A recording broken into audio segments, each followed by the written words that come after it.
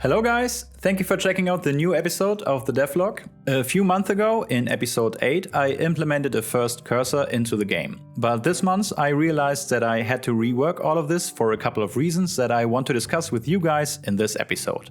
So let's talk about widgets and software versus hardware cursors in Unreal. My debut game, Clio, was not a typical point-and-click adventure in terms of the controls of the game. Because the cursor was not the most important element for playing the game, since movement was done with the WASD keys or a gamepad. A Pretty Broken Adventure, on the other hand, will feature classic point-and-click controls. In Unreal, and I think that's the case for most game engines, you can decide between a hardware and a software cursor. The difference is that the hardware cursor is managed from the operating system and not from the game itself. That means it is not frame dependent and provides a much more quick and responsive movement across the screen. When you want to use a software cursor, you simply tell the operating system to hide the hardware cursor and ask for its position on the screen. And then you simply take an object in the game, most probably a user widget in Unreal, and position it accordingly. This has the advantage that you are much more flexible with the appearance and behavior of the cursor. You can animate it, let it react to other objects in the game, and so on. But since it is managed at the game level, it is dependent on the frame rate of the game, and therefore it is always lagging a tiny bit behind where the hardware cursor would be. And there was my dilemma. I think in a game that is played entirely with a mouse, it would be super important for it to react as quickly and responsively as possible.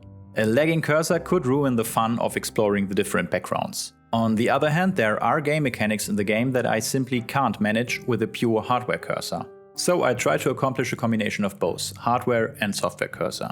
I first started to design and implement a new hardware cursor that changes its appearance depending on what area the player is hovering over. Areas where you can't click, areas that you can walk to, hotspot areas, and the areas to leave and enter a new screen. And in the next step, I added a simple widget right next to it.